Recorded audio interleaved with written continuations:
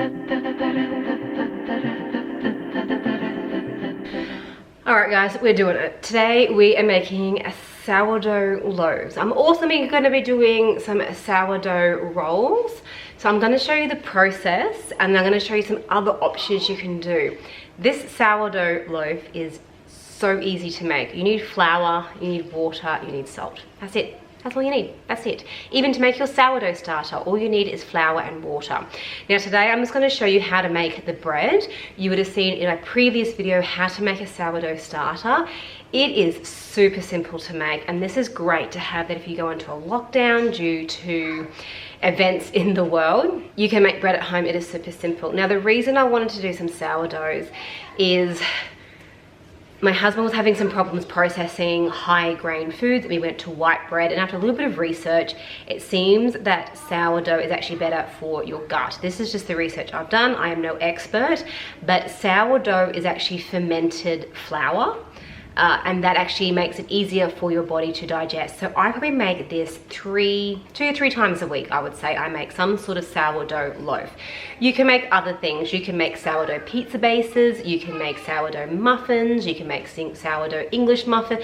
There's a whole range of things, but I'm just going to focus on the bread portion of it today, and maybe in future vlogs I'll do some other dinner cookings and I'll incorporate the sourdough into there. So let's get started. I'm going to bring it down and I'm going to show you what you need, the measurements, and how we turn this into a really fluffy, full of holes sourdough bread.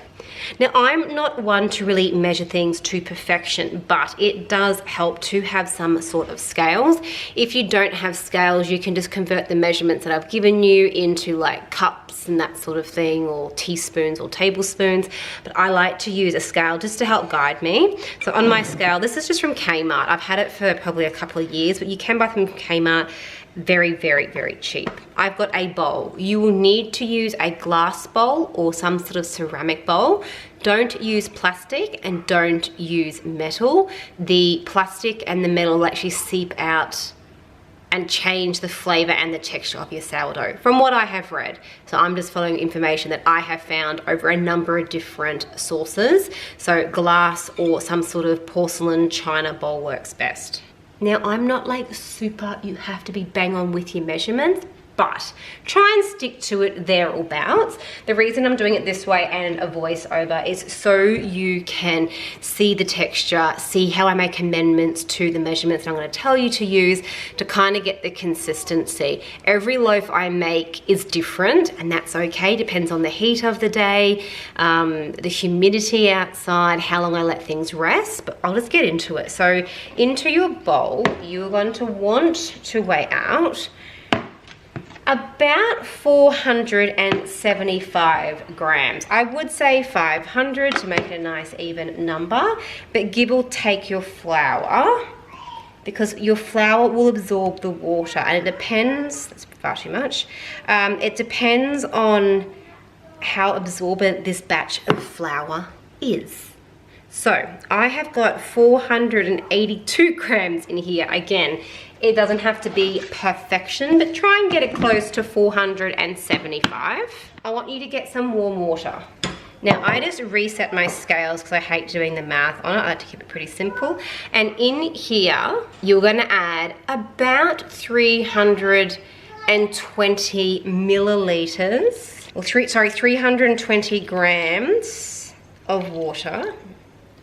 Now remember, always do less. You can never take out water, you can always add more water. I'm just gonna show you what I mean by that. So I'm sitting at 290 now. I'm just gonna stir this together, just to give you an idea, because flour is different every time you purchase it or whether you mill it yourself. So this is definitely too dry. This mixture here you're seeing is far too dry. So I'm going to add more. Now just make sure you give this a good mix around to make sure all the flour and water are touching each other. Now it sounds really weird, but I read 2 articles that said this. Let this just, I've got one outside crying, I'm sorry. This is just the way I'm dealing with things today. Let this rest for 30 minutes. And the reason they were saying that Don't, thanks. All right, I'm back. Sorry, where was I up to? So a few articles I have read has said to let it rest for 30 minutes because your flour will actually fully absorb the water and give you a really good dough base to work with. I've done it with and without this method, and I definitely notice a difference by letting this sit for 20-30 minutes thereabouts. So I'm just going to let that sit for a little bit and just let the flour really absorb into the water, really absorb into the flour. And I'm going to come back and add my salt and my sourdough starter. All right, sorry for the background noise again. I've got one inside. She's crashing big time, but I want to get this in the process of starting. So this has been resting for about 15 minutes.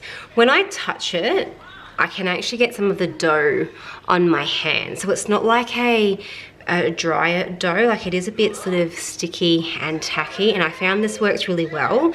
Look, it can be a bit more drier, it can be a bit more wetter, because you can always add flour at the end if you need to, but I can pull it away from my bowl and it kind of sort of sticks and stays together.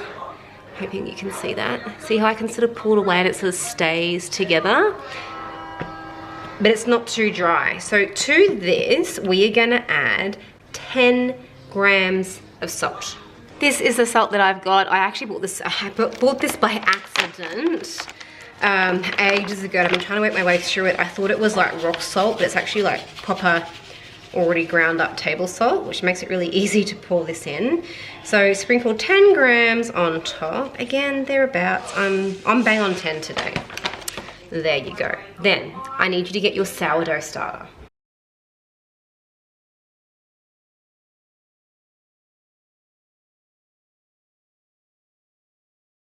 This is mine. I have fed it this morning 100 grams of sourdough starter. I don't like to use a metal spoon for bringing out the sourdough starter because I don't want to sort of like contaminate it. So I just use a wooden spoon, or if you've got like a silicone spatula, or you could probably just pour it from the jar, to be honest, because it is kind of like a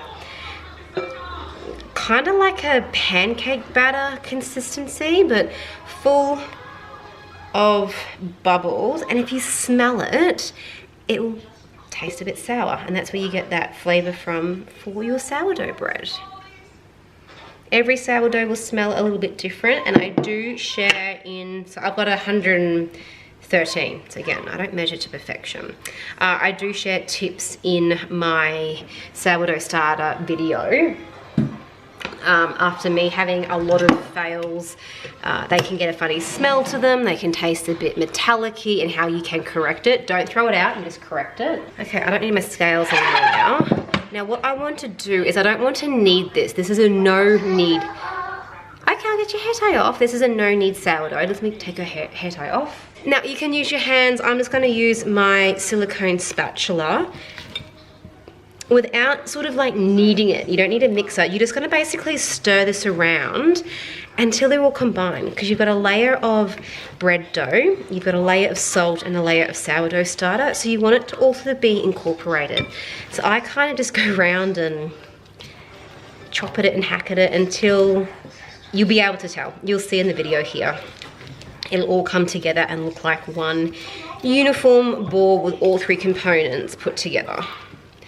Okay, so that took hardly any time, and I pretty much just stirred and then pushed it in, stirred around and then pushed it in it, and you can see how it's kind of all sticking together still.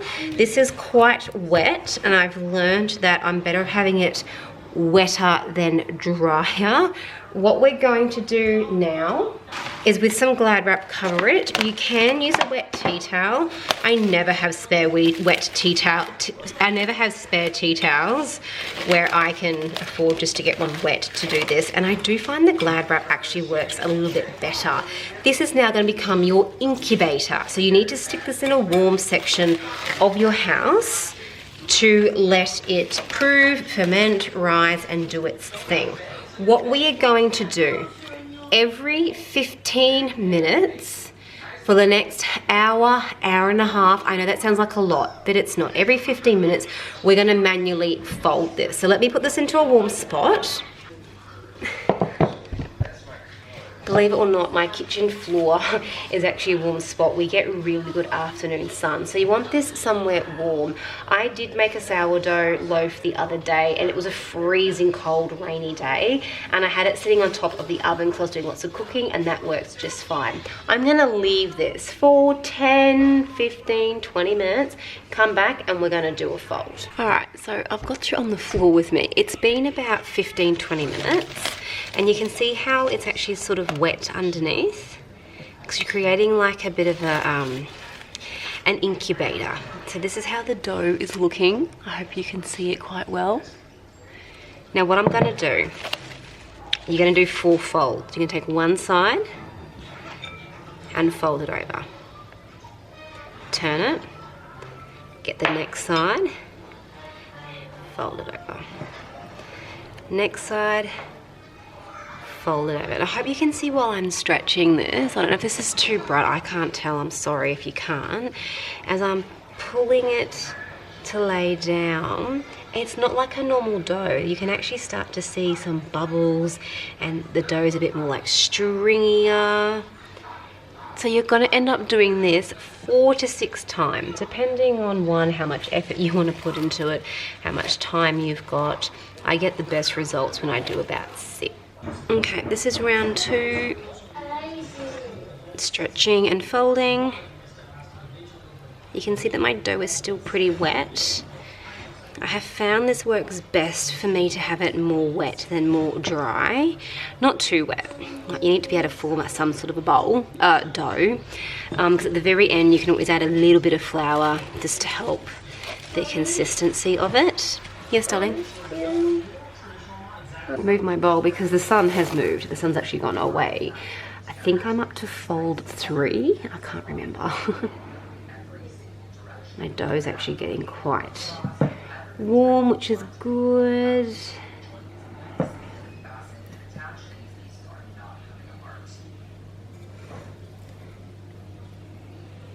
a fold there. So see, as I'm folding it, it's actually not sticking to the bowl.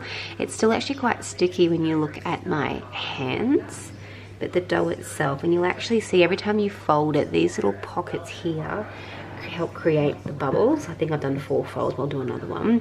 But see, as I sort of stretch it up and then just pull it over and drop it down to the other side, and that's just going to help give you some good aeration and bubbles in there. And this is that no knead kind of one. So again, I just get it, stretch the dough out, and then just pull it over and let it fall down like so. I think I'm up to my last fold. I've got no idea. How many have I done? 4, 5? I wonder if you can see this here. I'm gonna try and bring it in. Okay, I brought you into the shade. You might be able to see this a bit better. Now, see this here? That's a big air bubble. This is a big air bubble. That's an air bubble down there. There's one over there. I've got a teeny tiny one starting here. That's one there. So this is that fermentation process from your sourdough starter. And by doing those big stretch and folds, you're creating these pockets. Creating these pockets of air. That's actually a bubble right there. That one. You can see air in through here. So I might do one more fold. Again, you can do 4, 6. I wouldn't probably go do more than 6, but between 4 and 6 folds every 15, 20. I think this has been about 25 minutes. I'm gonna do one more fold, let it rest, and then after another 15 minutes, I'm gonna show you the next step on what to do. I'm still on the floor. So just remember, you grab one side and you sort of pull it up and bring it over to the other side. It's still sticky. I'll be there in a sec. That side.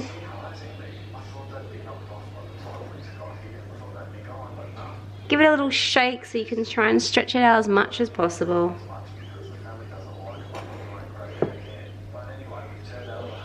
See how I'm pulling it up, giving it a little shake.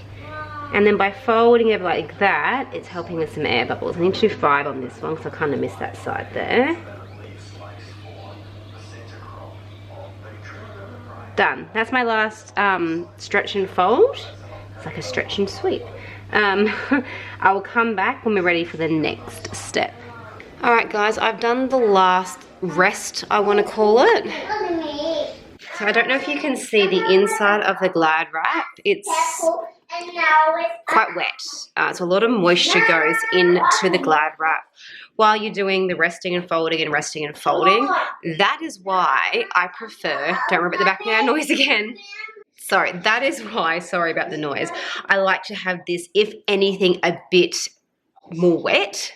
Or sticky is probably the better word when you're doing the dough, because you do lose a bit of the moisture while you're doing the stretch and folds and letting it rise, which is part of the process, but don't have it on the drier side, have it on that wetter side. I've got a nice big bubble that's just come up here and some more around the side. So what we're going to do now is I'm going to flour my bench and I'm going to gently roll this onto my bench.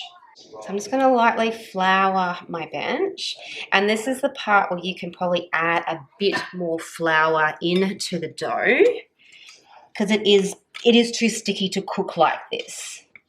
So very gently, without sort of like bashing the dough around, remove it from the bowl because it's full of your air bubbles now.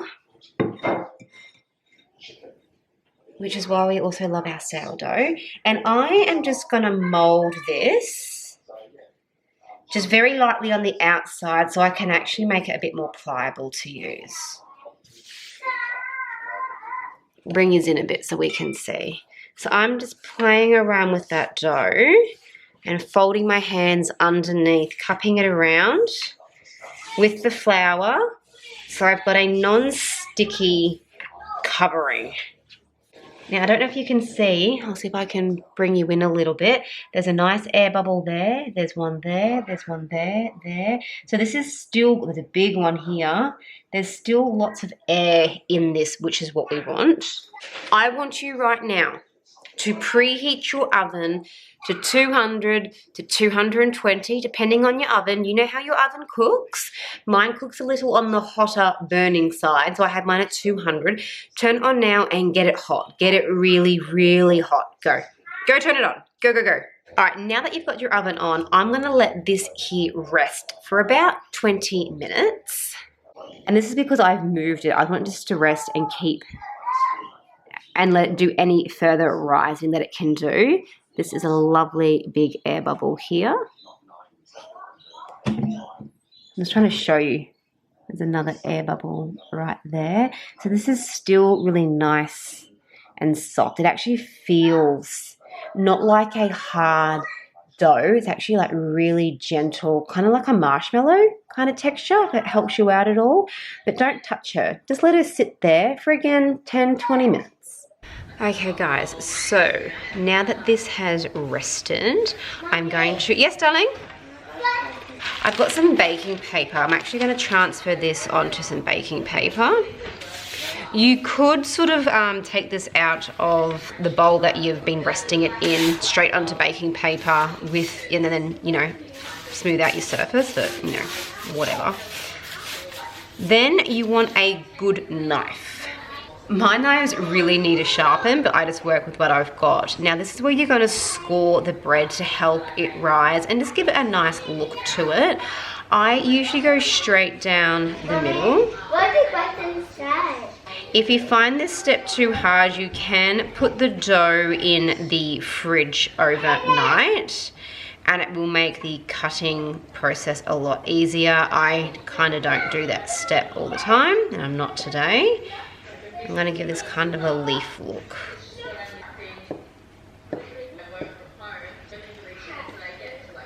And then I've actually got my cast iron pot in the oven heating up. You don't need to do that. You can put this into a cake dish, an oven dish, whatever you have. And then I'm going to bake this, depending on your oven, 30 minutes. I'm hoping you can see me. I'm actually going to bring my pot out. I've had my pot heating in the oven. Just going to bring it out. Oh, my super hot oven. So that's my pot. popping my bread straight into it and back into the oven. She cooks. I do like to put a lid on it for the first, probably 15 minutes. I find it sort of helps the bread rise a bit more, but you don't have to. In it goes. Okay guys, this has just come out the oven. So it's just pretty hot, but you can see it's got nice colour on it. Ouch, ouch, ouch. Crunchy on the bottom. The only way I can tell if it's cooked is when it has this nice colour on it. I don't know if it's a knocking thing or what it is. I'm gonna try and cut a piece open, but it might be too hot to hold.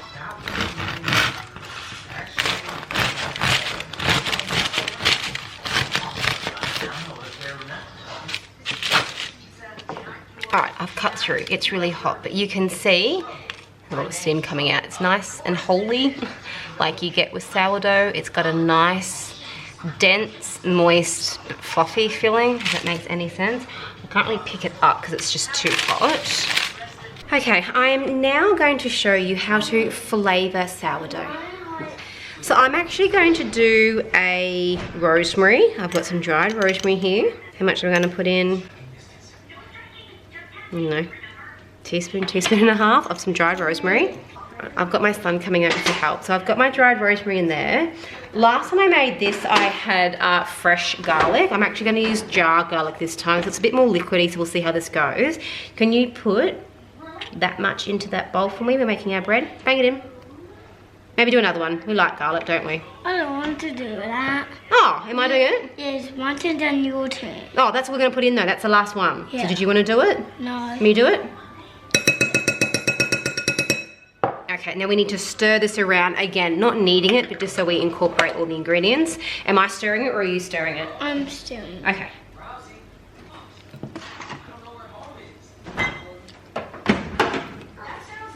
To like it. Doing a good job. Oh, it's my turn. Okay, I have a turn. So again, I kind of just fold this almost like a cake batter, just around, just so it gets incorporated. Don't worry about too much about, you know, neatly folding it. You're not putting any bubbles into this yet, although the fermentation process has like kind of started. Okay, see how that's all combined now, bud? Yeah. Looks good, doesn't it? Now can I do it? Oh, hang, yeah, you do the finished stir. And we're gonna do the same thing again. We're gonna glad wrap this. Do you put the glad wrap on? Yeah. Okay, take the spoon out now. That's a really good job. Pat it down. And then we're gonna put this in and do the same process again for an hour, hour and a half. Every 15 minutes, we're gonna do the fold. So I'm actually gonna cut this into 4 pieces. And I find when I do the buns, I do sometimes need a bit more flour. But I've got one here. Let me just show you what I do. So I kind of stretch it out into a bit of a log. Yes? Her mom said yes. Okay, then I'll take you over. Yay! I just add a bit more flour because this is quite sticky. No, you're not taking any cars. And then I kind of roll them like this. I hope you can see what I'm doing. And I make it into like a log.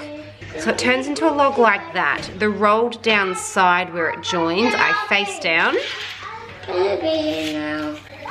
onto a baking tray. So I'll do all the other ones now. So I sort of stretch them out a little bit. There's still air bubbles in it. And I basically do the same thing again. Roll that bubble there's probably gonna pop. And I just roll it into like a log kind of thing. And then the side that is joined at the bottom goes to the bottom of the pan.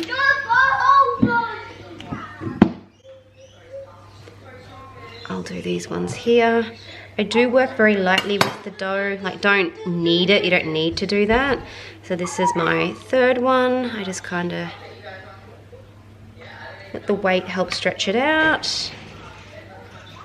And then as I roll, I very lightly pull the dough out to sort of form more of that longer kind of log onto the tray. Now I'm just gonna let these rest for a few minutes and then I'm gonna score them. Right, I'm just gonna fold in these ends to neaten them up a bit. These two are definitely bigger than the end two, but that's okay. There we go. And with my bread rolls, I just run a knife down the middle.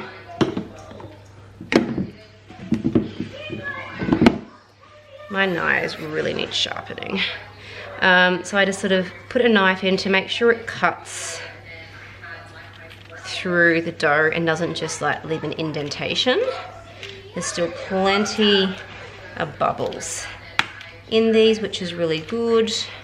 And these go into the oven for a lot less time. I've never actually cooked the bread loaf in just an open tray like this. If you try it, let me know if it works for you, because these turn out really well. So I don't even know if you need to put the bread into like an enclosed container to cook it. So these are gonna go on for, I think I put them in for about 20 minutes, just like this, in the oven, like that, for about 20-25 minutes, depending on your oven. And then I'll bring them out when they're done. But that is pretty much how I make my sourdough. Now, it definitely does rise more when I put the sourdough in the fridge. So once I've taken it out of the ceramic bowl, I put it on the bench and form it into its bowl, into its dome. If I then put that into the fridge, so I put it into a bowl, into the fridge, and let it almost like set overnight, and then put it into the oven the next day, I do get more height with it. I might actually cook one and show you the difference between the two. But this is a faster process to make the bread, to bake the bread, cook it, and have it the same day. With the other process I do, it's definitely an overnight one. But this is a really nice, has a doughy sourdough smell to it. And that is how I make my sourdough bread. I hope you enjoyed my easy as sourdough cooking recipe. I would love to know if you have tried a different variation with this, different flavorings.